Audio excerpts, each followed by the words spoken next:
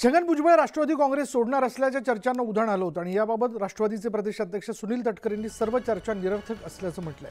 पक्षाच्या जडणघडणीत आणि भूमिकांमध्ये महत्त्वाचा वाटा असल्याचं त्यांनी म्हटलंय। तर दुसरीकडे बावनकुळेंनी भुजबळांना ते नेमके नाराज का आहेत हे विचारावं लागेल असं वक्तव्य केलंय।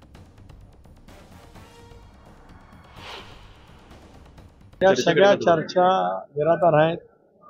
भुजबळ साहेब राष्ट्रवादी काँग्रेस पक्षाचे वरिष्ठ नेते त्या ठिकाणी आहेत। पक्षाच्या जडणघडणीमध्ये आणि अलीकडच्या गेल्या वर्षभरामध्ये आम्ही घेतलेल्या भूमिकेमध्ये त्यांचा एक महत्त्वाचा रोल त्या ठिकाणी निश्चितपणाने राहिलेला आहे। त्यामुळे या सगळ्या चर्चा निव्वळ अफवा आहेत। पक्षाचे वरिष्ठ नेते म्हणून त्यांच्या नेतृत्वाखाली आगामी विधानसभेच्या निवडणुका महायुतीतून राष्ट्रवादी काँग्रेस पक्ष लढणार।